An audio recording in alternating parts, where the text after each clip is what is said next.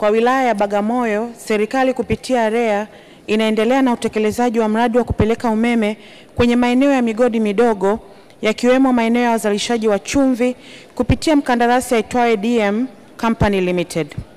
Hadi kufikia mwezi Machi 2025, jumla ya maeneo 14 ya migodi midogo imepelekewa umeme, ambapo kati ya hayo maeneo 3 ni ya wachimbaji wa chumvi wanaopatikana katika eneo la Kitame, kata ya Makurunge, ambapo jumla ya wachimbaji 34 wanaopatikana katika maeneo hayo wamefikiwa na huduma ya umeme. Kazi ya kupeleka umeme kwa wachimbaji wa chumvi waliosalia itaendelea kulingana na upatikanaji wa fedha. Mheshimiwa Naibu Spika, nashukuru kwa majibu mazuri ya serikali na jitihada kubwa zilizokuwa zimefanyika katika kuweza kupeleka umeme kwa wachimbaji wa migodi wale wadogo. Swali, je, serikali ina mkakati gani wa kuweza kupeleka umeme kwenye kile kitongoji cha Kitame ili sasa wananchi wale waweze kunufaika katika nyumba zao? Lakini hoja ya pili, Mheshimiwa Naibu Spika, zaidi ya shilingi bilioni 3.8 zimetumika pale katika jimbo la Kibiti kupeleka umeme katika zile kata za Deta, kata Kiongoroni, Mbochi, Mapaloni na Msala.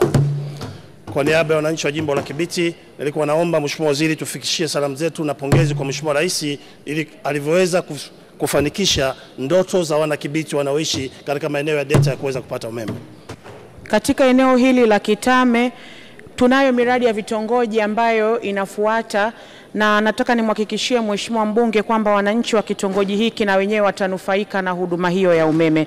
Tunapokea salamu za Mheshimiwa mbunge. Kwa kweli ni pongezi kwa Mheshimiwa Rais kwa kazi kubwa inayofanyika katika sekta ya nishati ambayo inasimamiwa vizuri sana na Mheshimiwa Naibu Waziri Mkuu na Waziri wa Nishati Dr. Doto Mashaka Biteko.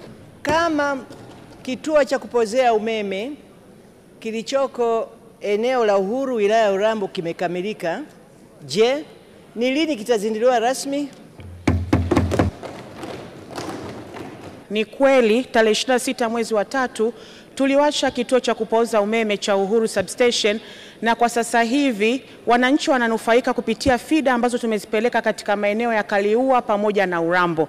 Mheshimiwa Naibu Waziri Mkuu amesikia ombi la Mheshimiwa mbunge, na kwa hiyo nina uhakika tutaweza kulichakata na kulifanyia kazi. Lini mchakato wa umeme katika vitongoji 15 utaanza, ukizingatia katika jimbo la Kilombero kumekuwa kuna uhaba mkubwa sana wa umeme katika kata ya Michenga, vitongoji vya Tupendane na Upendo? Mheshimiwa Naibu Spika, mkandarasi wa kupeleka umeme katika vitongoji 15 katika jimbo la Mheshimiwa mbunge ameshapatikana na ameshaanza kazi katika maeneo mengine. Tunamwendelea kumsisitiza mkandarasi aongeze magenge na aongeze nguvu ili kuweza kufikia majimbo mengine katika mkoa wa Morogoro. Kwa nimhakikishie Mheshimiwa mbunge tutaendelea kumsimamia mkandarasi huyu ambaye ameanza katika maeneo mengine kwa kadri ya maelekezo ya RCC ambayo walikuwa wamekubaliana, na baada ya hapo atafika kwenye jimbo la Mheshimiwa mbunge. Asante Mheshimiwa Naibu Spika.